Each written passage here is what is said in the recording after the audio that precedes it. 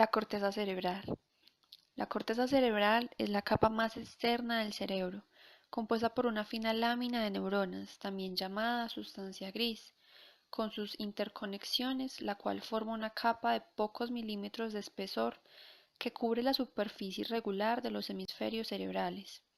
La corteza cerebral es la parte más desarrollada del cerebro humano y es responsable de pensar, percibir, producir y entender el lenguaje. Hace funciones como el pensamiento abstracto, junto con aspectos perceptivos de movimiento y otros. La mayor parte del procesamiento de la información ocurre en la corteza cerebral. Existen 6 capas de la corteza cerebral, las cuales son: capa molecular, también llamada capa plexiforme, es la capa más superficial de la corteza cerebral. Se trata de una capa sináptica compuesta por una densa red de fibras nerviosas. Al ser la capa más externa, en ella se establecen muchas sinapsis entre neuronas. Capa granular externa. Se localiza por debajo de la capa molecular y en ella se encuentran muchas pequeñas células estrelladas y piramidales. Las dendritas de las células y los axones se infiltran hacia capas más profundas, por lo que esta capa está interconectada con las distintas partes del córtex. Capa piramidal externa. Está formada por células piramidales y tiene una forma irregular con un tamaño que va aumentando desde la superficie hasta la parte más profunda. Capa granular interna. La componen las células estrelladas, las cuales se disponen de manera compacta. Capa piramidal interna, también llamada capa ganglionar, posee células piramidales de tamaño mediano y grande. Capa multiforme o polifórmica.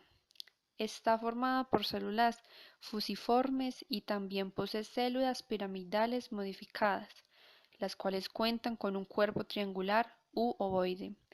Las fibras nerviosas de esta capa de la corteza cerebral ingresan a la sustancia blanca subyacente, conectando. Existe una gran cantidad de desconciertos que originan el daño o muerte de las células cerebrales en la corteza cerebral. Los síntomas habituales dependen de la zona de la corteza afectada. Por ejemplo, la apraxia es un conjunto de trastornos que se determina por la inhabilidad para ejecutar ciertas actividades motoras, aunque no existe un daño a la acción motora o sensorial del nervio. La apraxia se observa frecuentemente en individuos con la enfermedad de Alzheimer, la enfermedad de Parkinson y las perturbaciones del lóbulo frontal. El deterioro de la corteza cerebral igualmente logra provocar ataxia. Estos tipos de perturbaciones se determinan por la falta de coherencia y equilibrio. La lesión de la corteza cerebral igualmente se ha relacionado con los trastornos depresivos, problemas en la toma de decisiones, Partes donde se falta de relacionan control, las capas de la inconvenientes de corteza memoria cerebral. y dificultades de la atención. Las capas son separadas unas de otras por fibras y estas se encargan de interconectar las diferentes capas de la corteza cerebral. Estas fibras son fibras de asociación, fibras comisurales y fibras de proyección. De asociación. Estas fibras se encargan de unir diversas áreas corticales en el mismo hemisferio. Se dividen en cortas y largas. Las cortas, o también llamadas arciformes, conectan porciones adyacentes de la corteza entre giro y giro. Van en sentido transversal al eje de la cisura. Mientras que las fibras largas unen regiones más lejanas de la corteza hemisférica y entre estas se encuentran las siguientes. El fascículo uncinado, este va de la parte inferior del lóbulo frontal. Este sería como el área motora del habla, al polo temporal. El cíngulo bordea el cuerpo calloso en toda su longitud, desde el rostrum al uncus, conecta los lóbulos frontal, parietal y temporal y la región parahipocámpica. También está el fascículo longitudinal superior. Este interconecta los lóbulos frontal en su parte anterior y occipital por encima del núcleo caudado y el putamen. Algunas de estas fibras hacen además conexión con la corteza parietal y temporal. Y finalmente el fascículo longitudinal inferior. Este interconecta la corteza occipital con la parietal en sus giros interior y fusiforme. Fibras comisurales. Son fibras que comunican a través de la línea media un hemisferio con otro. Están representadas por el cuerpo calloso, el fornix, la comisura blanca anterior y el septum lucidum. El cuerpo calloso es una de las representaciones más importantes. Este posee dos caras. La cara superior se relaciona con el indicium griseum y las estrías longitudinales, medial y lateral, del sistema límbico. Y la cara interior forma parte del techo de los ventrículos laterales. Fibras de proyección. Son fibras aferente y eferentes que se reúnen en el tronco encefálico para luego dirigirse a la corteza cerebral. Las fibras de proyección que llegan y salen de la corteza constituyen la corona radiante, que se disponen entre los núcleos caudado-lenticular, formando la cápsula interna. Bueno, ahora continuamos con el tipo de neuronas. Se tiene en cuenta que el cerebro humano tiene aproximadamente entre 80 y 100 millones de neuronas.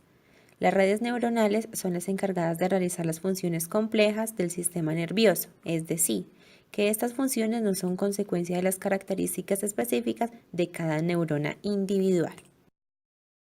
La neurona presináptica y la neurona postsináptica. La neurona presináptica hace referencia a cada uno de los botones sinápticos que llevan el impulso a través de los neurotransmisores y la unidora sináptica hasta llegar a la neurona postsináptica, que son las denominadas dendritas de la siguiente neurona que volverá a ser presináptica, cuando el impulso llegue a sus botones sinápticos.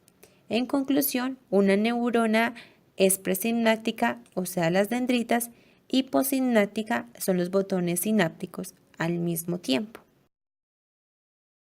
Ahora vemos las neuronas según su función. Las neuronas sensoriales conducen el impulso de los receptores, como por ejemplo la piel, la que va hacia el cerebro y la médula espinal. Estos impulsos son informativos, como la visión, el sonido, el tacto, el dolor, etc. Sus somas y sus cuerpos celulares forman gran parte de la raíz posterior de la médula espinal y los ganglios craneales. Neuronas motoras. Son las células nerviosas que conducen los impulsos nerviosos hacia el exterior del sistema nervioso central. Su función principal es controlar los órganos efectores, principalmente los músculos esqueléticos y la musculatura lisa de glándulas y órganos. Interneuronas. Son quizás la más diversa población celular que hay en el sistema nervioso y su clasificación hoy en día aún sigue siendo una discusión dada la variedad en cuanto a forma, lugar de sinapsis con la célula diana, neurotransmisores que liberan, receptores de membrana y características electrofisiológicas. Por su dirección del impulso nervioso, las neuronas aferentes. Este tipo de neuronas son las neuronas sensoriales, las cuales reciben este nombre porque transportan el impulso nervioso desde los receptores u órganos sensoriales hacia el sistema nervioso central. Neuronas eferentes. Estas son las neuronas motoras. Se llaman neuronas eferentes porque transportan los impulsos nerviosos fuera del sistema nervioso central hacia efectores como músculos o las glándulas. Según el tipo de sinapsis, neuronas excitatorias. El que una sinapsis sea excitatoria o inhibitoria depende del tipo o tipos de iones que se canalizan en los flujos postsinápticos, que a su vez es función del tipo de receptores y neurotransmisores que intervienen en la sinapsis. Transmisión excitadora. Es aquella que incrementa la posibilidad de producir un potencial de acción. Las neuronas inhibitorias. Es aquella que reduce la posibilidad de producir un potencial de acción. Y en conjunto con la neurona de transmisión excitadora y la transmisión inhibidora, en términos más sencillos, significaría que hay impulsos sinápticos entre neuronas destinados a incrementar la probabilidad de que esto se produzca una descarga eléctrica por el axón de la neurona, mientras que en las inhibitorias hace todo lo contrario, digamos que modulan el potencial de la membrana en conjunto. Neuronas moduladoras. Algunos neurotransmisores pueden desempeñar un papel en la transmisión sináptica diferente al excitatorio e inhibitorio, pues no genera una señal transmisora, sino que la regulan. Estos neurotransmisores se conocen como neuromoduladores y su función consiste en modular la respuesta de la célula a un neurotransmisor principal. Suelen establecer sinapsis azoaxónicas y sus principales neurotransmisores son la dopamina, la serotonina y la acetilcolina. Según el neurotransmisor, neuronas serotoninérgicas son las que liberan serotonina, que pueden actuar tanto excitando como inhibiendo. Su falta se ha relacionado tradicionalmente con la depresión. Neuronas dopaminérgicas. Transmiten dopamina, un neurotransmisor relacionado con la conducta adictiva. Estas permiten las funciones como el movimiento y la motivación, así como otras funciones cognitivas superiores. Neuronas GABAérgicas. Estas liberan GABA, un tipo de neurotransmisor que tiene efectos inhibitorios. Esto se debe ya que reduce la tasa de disparo de la neurona que lo capta. Neuronas glutamatérgicas. Secretan glutamato. Consisten en los neurotransmisores excitadores por excelencia. Cuando el flujo de sangre que llega al cerebro se reduce, el glutamato puede provocar excitotoxicidad al provocar una sobreactivación. Neuronas oxitocinérgicas. El cariño se aplica en esta hormona. A ella responde los cuidados, los cariños y las caricias. Tiene la cualidad de liberarse durante el parto y también en el orgasmo. La oxitocina además es responsable tanto del amor como del odio, pues como diversos estudios han demostrado, las zonas cerebrales que se activan cuando amamos y odiamos son casi las mismas. Según su morfología externa, neuronas unipolares.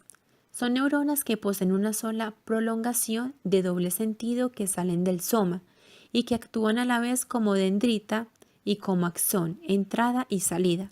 Suelen ser neuronas sensoriales, es decir, aferentes. Neuronas bipolares. Estas neuronas poseen dos extensiones que parten del soma celular. Son comunes en las vías sensoriales de la vista, el oído, el olfato y el gusto, así como la función vestibular. Neuronas multipolares. La mayoría de las neuronas pertenece a este tipo, que se caracteriza por poseer un solo axón, normalmente largo y muchas dendritas. Estas pueden originarse directamente desde el soma, suponiendo un importante intercambio de información con otras neuronas. Otros tipos de neuronas. Neurona de espejo. Las neuronas de espejo son un tipo de neuronas que se activan cuando se ejecuta una acción y cuando se observa ejecutar esa acción o se tiene una representación mental de la misma. Por ello se le asignó como apellido espejo, porque de algún modo refleja lo que se ve. Neuronas piramidales. Estas están ubicadas en la corteza cerebral, el hipocampo y el cuerpo amigdalino. Tienen una forma triangular, por eso reciben este nombre. Neuronas piramidales. Estas están ubicadas en la corteza cerebral, el hipocampo y el cuerpo amigdalino. Tienen una forma triangular, por eso reciben este nombre.